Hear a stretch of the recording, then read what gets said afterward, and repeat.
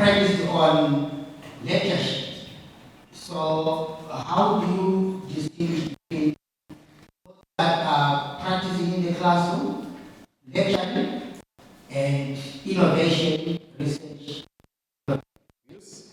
I think it will also be very good if one of your faculties could actually come up with an application that will really give drug and substance abuse education, and also possibly where our parents and communities can also find information and also treatment services as an application.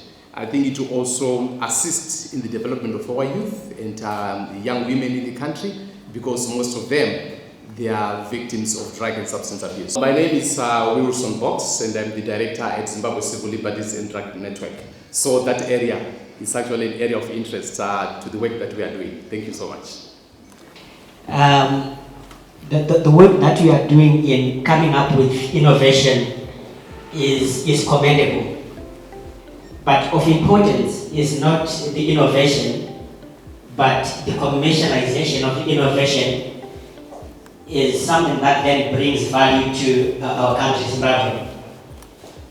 And I've seen not all universities are doing what you are doing here, and probably you might also not be aligning with probably my school of thought, that those that are doing entrepreneurship, for example, must not graduate after completing the academic 4 years or 3 years, depending on the number of years they get here, without a tangible commercialization or starting of a business. Because once you do entrepreneurship, we wouldn't expect you to be writing CVs now looking for employment after graduation.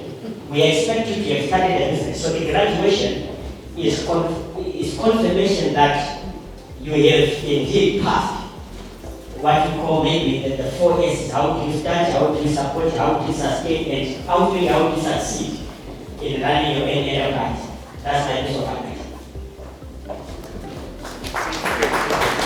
Say, wow. I sent to someone, I said, please, can you look into this? Can we engage with heat to work on this space?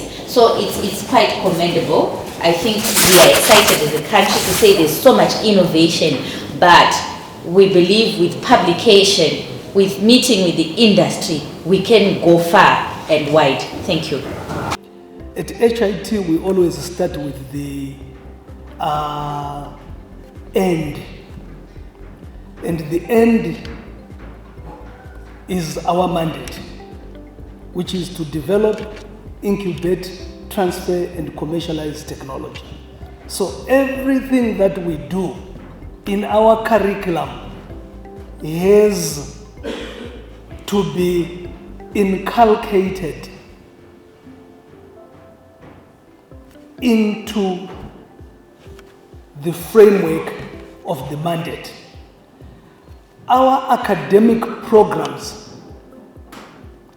if you heard me correctly, are run through specially designed courses which use course portfolios. At the center, whose thrust is hands-on, being practical. So the element of separation doesn't quite arise, save to say synthesis of the outputs that are happening through deliberate design and innovation projects that run throughout the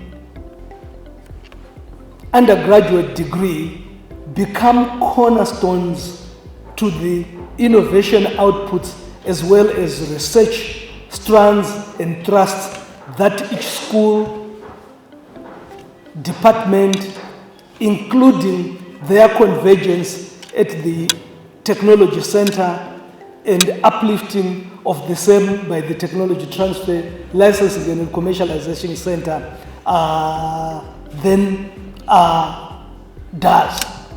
So it's a holistic framework which is integrated and allows students to live and walk the theoretical and practical as well as the research pathway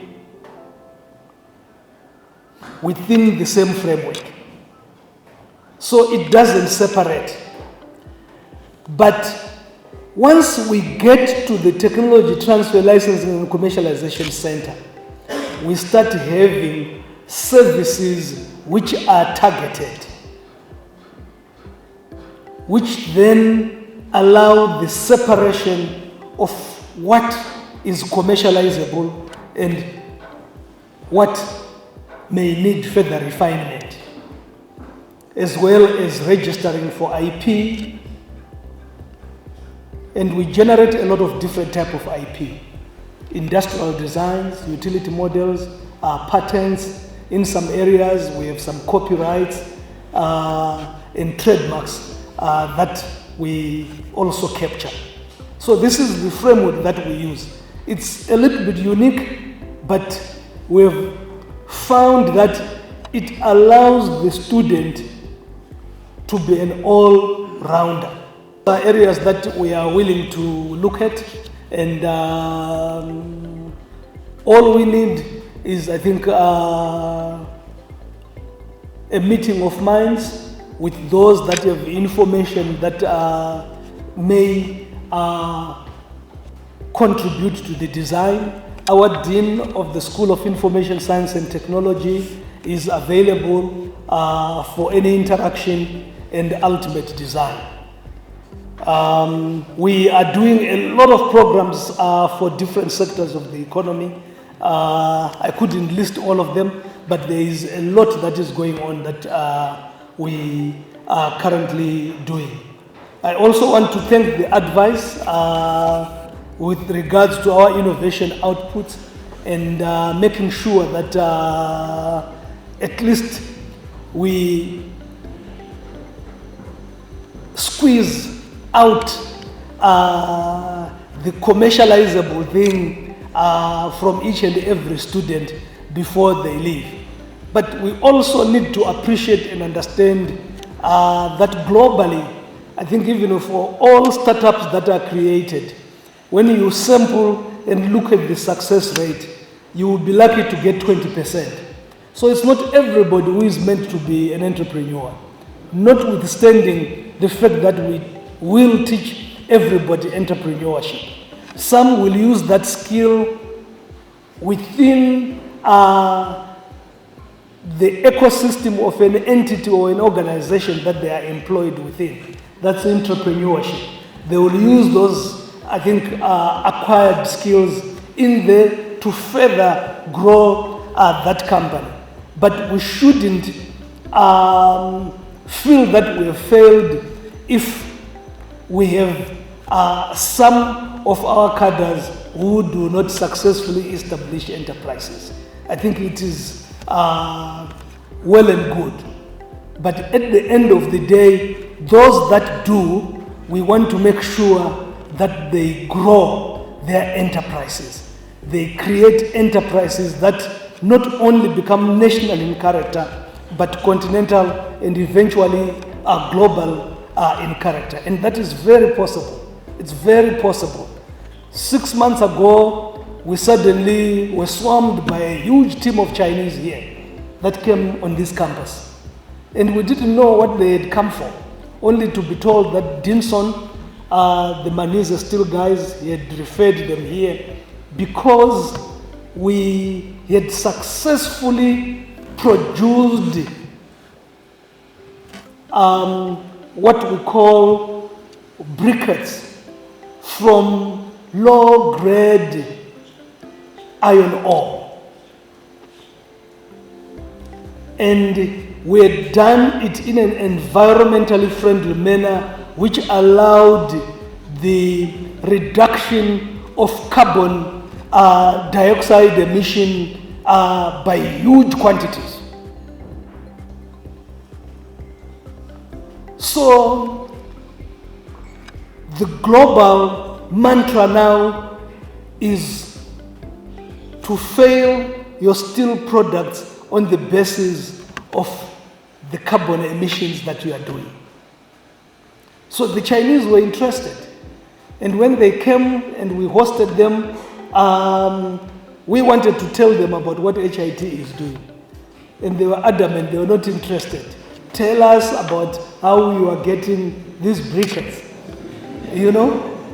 And we said, what is in it for us? Why should we tell you? So we parted ways. Regrettably, we didn't tell them. But that shows that notwithstanding our size, there is something good that our own people can do. And we are able to upscale this technology to a level where it can actually be commercialized. And this is what our team is working on. So we, I think, have it in ourselves to achieve the greater heights that we want as a nation, and we can. Yes, it's all saying that due processes have been undertaken, and yes, we are now within the final stage of the accreditation of the program.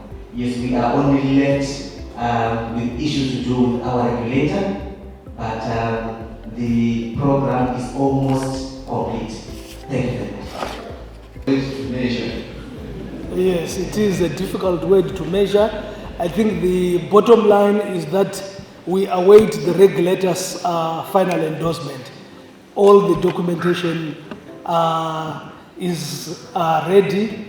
All we need is a nod from the regulator and we will start. Our regulator is the Zimbabwe Council for Higher Education. So that's what I think stands in the way. Once that is done, we pass that hurdle, we are good to go.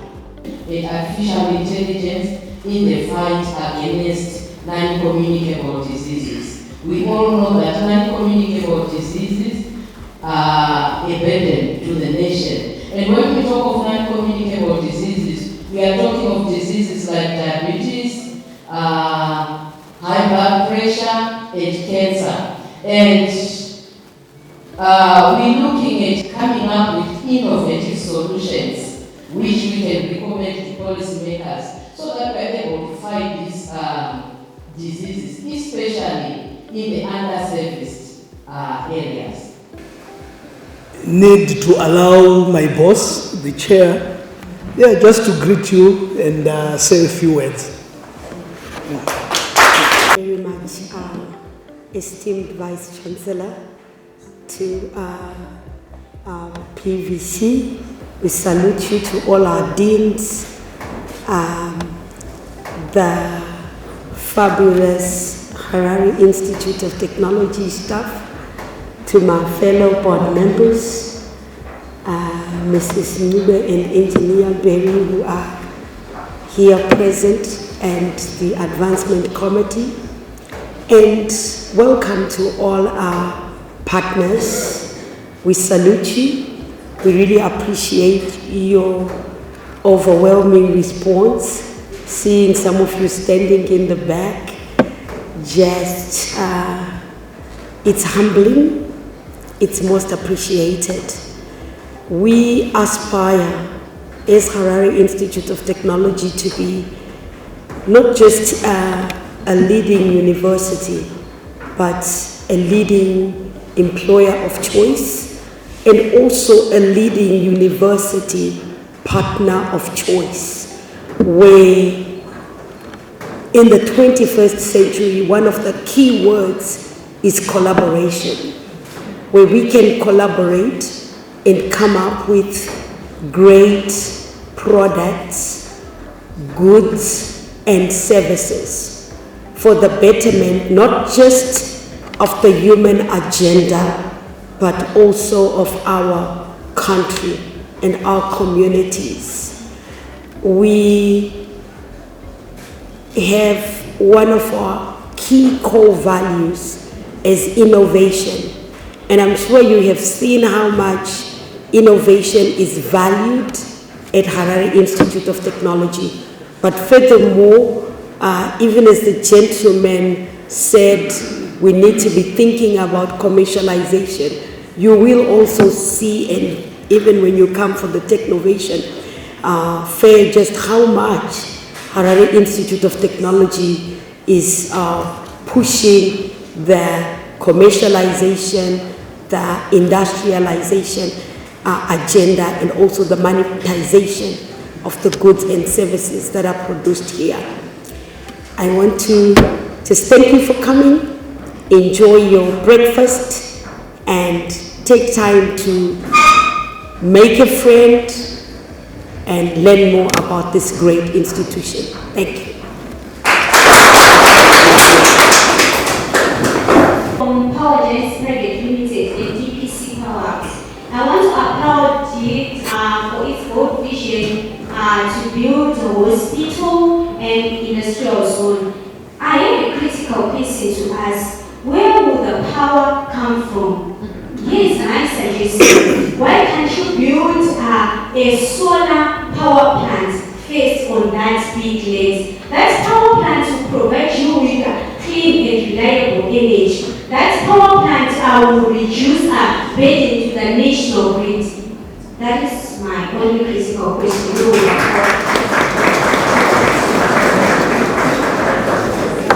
You have the same vision that we have. Yes. Part of that land is a river which we call the Marimba River. And next to Marimba River, it's a wetland kind of.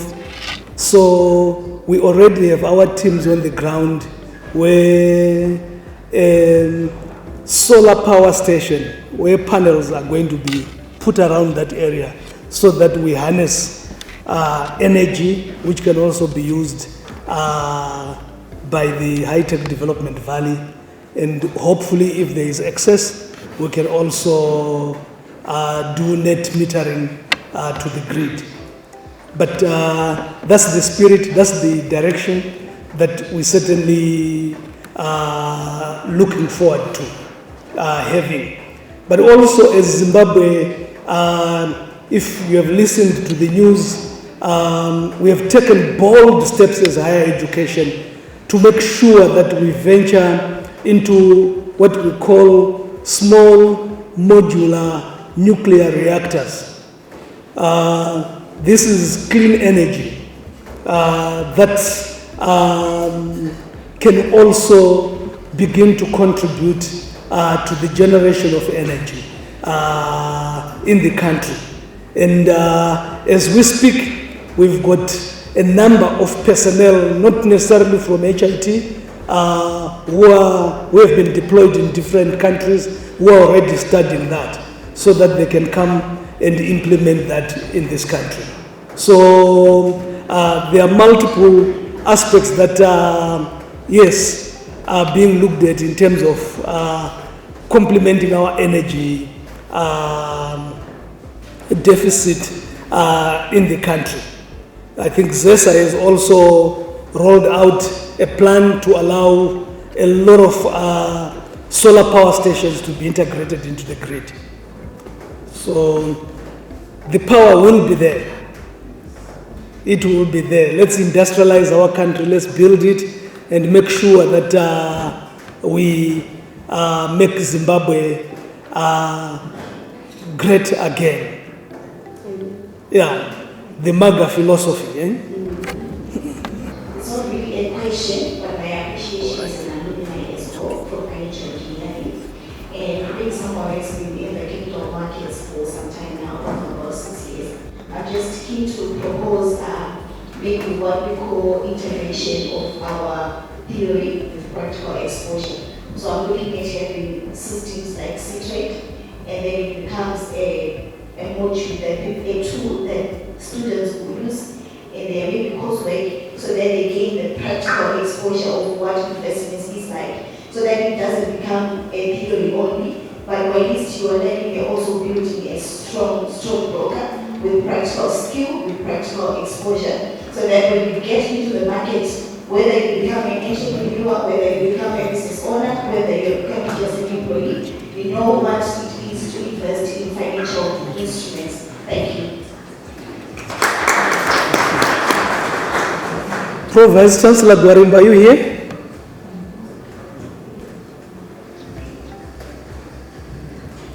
Maybe briefly, as Mucha, you can just answer that, just briefly.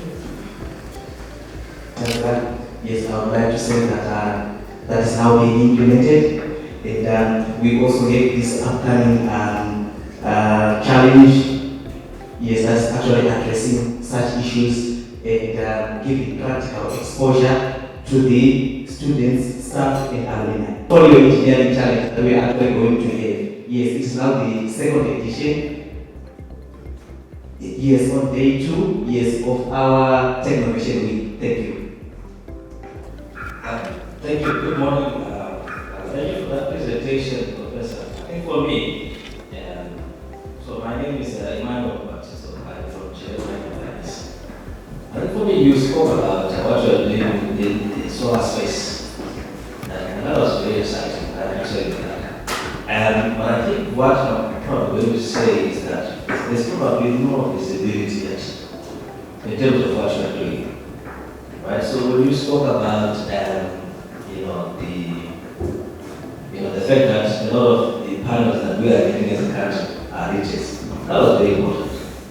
And I think a lot of the market is probably unaware that we are buying all these riches. And I think for me that is a big space. I think if you went out there and you really hammered on that point and you drove that point home to say heat is actually developing panels, right? Panels that are much better than our imported products. I think you are probably going to get a lot of traction. So maybe I want to implore you to say, maybe get a big store out there, maybe on some other shelf. I just installed a solar system at my mother-in-law's recently.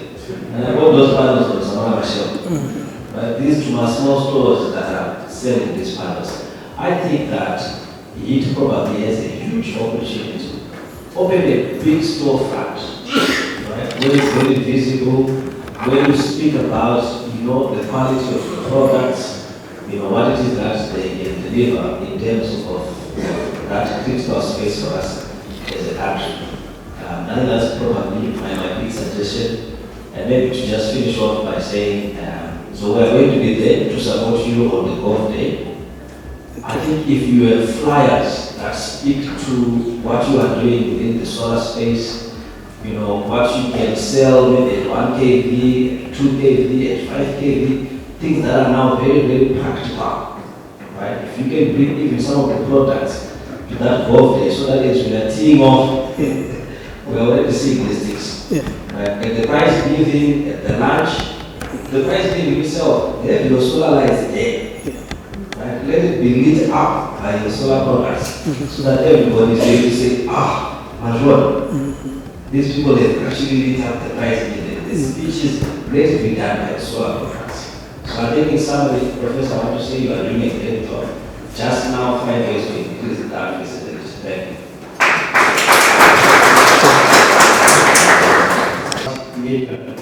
From Baines Imaging Group.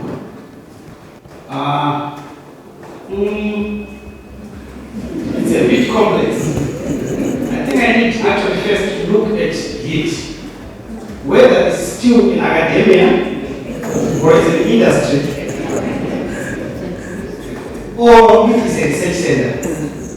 It is now a bit complex, but the ball is still in your hands. I've been looking at your first graduation programs, the BSc's programs. If I want to start with, you have pronounced MTechs. I don't know whether, I didn't see exactly there whether you have got the BTechs as well. When you analyze all those things from the academic point of view, you will definitely see that they don't exist on the same platter. they will be different. Even on the methodology on delivery to students. One will be more the scientific and academic, and the other, the texts, are more on the practical with the science. So now the approach that HIT is taking, I'm also convinced to go now in the tech, where the BTech, the MTech, and even the doctorate that you're supposed to have, they are all supposed to be tech. Now it will be very complex for anyone else to think technology is just but theoretical. It's very practical. I want to mention this from the health services, where I come from. Now, once upon a time, doctors used just to graduate to treat patients. But now you cannot treat without the technology that exists. We have got telemedicine, teleresearch, and all those things. It needs the tech. That's why I'm saying now, when I'm looking at it, I think it's another meeting. I need to find out whether it's still only in academia. But you need me to actually look even into the curriculum that exists. Somebody asked me a question and it was never answered. Do you have the manpower yourself as it to look and cover the academia where you are delivering the education? Where you have got the manpower to deliver when it comes to the research? Do you have also the manpower also to look at the research and also look into the production? What we're doing is here in your presentation is an industry which is very marvelous, very, very attractive. Every attendant in this particular workshop. We are pleased to support you in all the areas, but we need also to make sure that our curriculum must be revisited. It is my personal request. They will not actually survive alone here. The MTech here, yes. We would say in proper combination, they could exist. Secondly, I want to start the presentations of those companies. We've got people that have visualized in my back. We've got interest. Your presentation. I want to make a request. The time frame that we are having at the moment is not enough to look into that presentation. If I can present this as a request, could you please take and consider our register and send that also to our either email or even also on the WhatsApp, whichever platform that makes it to you easy. Because we are going also to have a meeting, quite the same as this one, in our organizations. And be able to discuss about it in your absence. And the only source of reference is your document. Doctor can come for the discussion. Otherwise, we're going to start creating our presentations, but to make reference to your own document. So it is my humble request for that document also to reach us, either in the next 2 or 3 days, and then we can also schedule a meeting so that before we come for the whole conference, we'll be having another discussion which is different than this. Yeah. Thank you very much. Thank you very much, sir. Thank you for this platform. Thank you for creating this opportunity to interact and share what it is currently doing. I'm Dr. Raj Manyenga, an entrepreneur, director of Ocean Hybrid or Hybrid Travel Jobs. I would like to come in on the entrepreneurship perspective. I think you are not doing enough to engage your market, who is asked to tell us what you are offering, as we have a lot of solutions to most of our problems. For example, myself being in the transport industry, obviously you want to diversify into hospitals, services, and other projects.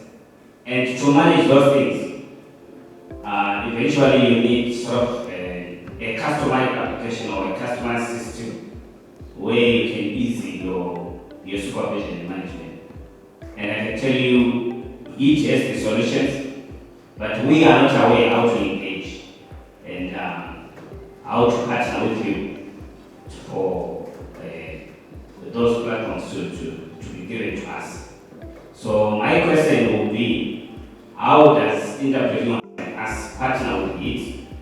to give you our problems, and maybe give the systems or solutions in terms of application systems to manage our businesses, which eventually if they grow.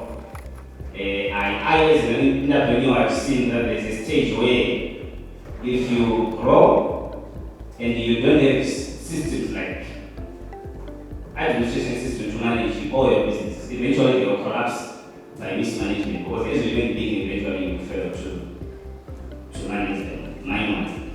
So how do we engage with you as it to give us such solutions to our businesses? Thank you.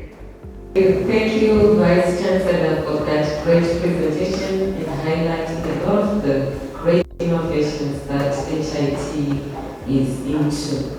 My name is Viola Dondo from Computer Society of Zimbabwe. I'm looking forward to October to seeing the tram, because for me, I think that will really solve a lot of problems in our nation, and hopefully you can highlight where the way to be tested and things like that, so that we can also rally behind that. My name is Magana, and I'm from the Zimbabwe Entrepreneurs Association. Thank you so much for the amazing presentation. So my question is, as far as these enterprises that are being established at HIT are concerned, I understand that there is student participation in coming up with the products and services, as well as solutions that are needed by the market. Who is generally the ultimate beneficiary? Are students also shareholders and directors in these vehicles? And given that students are administrative players, what is the available sustainability framework of these particular initiatives, given that, as Dr. Berry mentioned, that these students from time to time, they graduate and they get into the market. Should the arrangement be different, what then is the industrial impact of your efforts, given that post-graduation, one cannot continue maybe in an enterprise like TechCard and they are to get into the market. Realize that given that their focuses are on innovation, they are on things which require maybe high cost resources for a setup of a plant that produces lithium batteries to be set. What's the product referring to the student, what's the product market fit now? Because these industrious, ambitious graduates might not then be able to fit as an employee in the market that they are representing, nor can they fit into the market as an entrepreneur, because they don't have the resources that they need to pursue something that they were part of in innovation whilst during their time at HIT. Thank you. Thank you very much. There is clear indication of what happens with regards to shares. I would have wanted Engineer Masias, is she here? Yes, to talk about Matsimba and the students who graduated, who are in there, and the shareholding and how all that has progressed. What we do at HIT is we make sure we do not exclude the principal researchers and students from ownership. As HIT, we are not interested in running these entities. Otherwise, we would have headaches. We don't want majority shareholding in them. No, we don't. In some cases, like in Matsimba, we have about 25%. That's all we need. When we do that, we give you the power and freedom to run the entity. And in our experience over the years, those entities have not collapsed because the owners are driving them. But if we said we want ownership, 100% ownership or majority shareholding, those behind the innovation can just turn their backs on us and we are on ourselves. What are we going to do with the innovation? It collapses. And we have seen this. I'm a founding member of the National University of Science and Technology myself with Professor Makurani. I started NAST. I was one of the deans for the School of Industrial Technology. And I'm the inaugural Technopark director of NAST. I was the first inaugural Technopark director at NAST. So I know what I'm talking about. There is no way a university taking majority shares of any entity will have that entity surviving. It will not, it will collapse. Because the people involved will just go away. We've done all this work, look at how much sweat we've, gone through in order to make this thing a success, and you're taking it away from us. It will not succeed. At the other institutions, huge, great innovations have collapsed because of wanting to control. But can you imagine with 2,000 startups, HIT with 25%, we will be smiling at the bank. No headaches of auditing anybody, but once their audits are done, they give us their financial statements and we are getting our dividends. But initially, yes, we do support in terms of capitalization. And most of them, what they do is they begin to pay back. And some of them have paid back much faster than we thought. But we still remain with our 25% shareholding. Engineer Masiazi, you want to just add a little bit there? Thank you, VC. When it comes to our students, there are times when they are in a part of a particular innovation, and then there are also times when they are part of a team that is working on an innovation. And always they remain as part of the innovators, as equity holders, and also as IP holders as well. That's what our policy support. And even after they graduate, because when they come in and a startup is formed, they go through an incubation process. That incubation process can even extend even after they graduate. So they still remain with us. So the benefits are still there, and no one is there. Thank you. Thank you. I agree, but we are free to mingle as we have tea, and any questions we will be able to take as we are having tea. Okay. Thank you very much.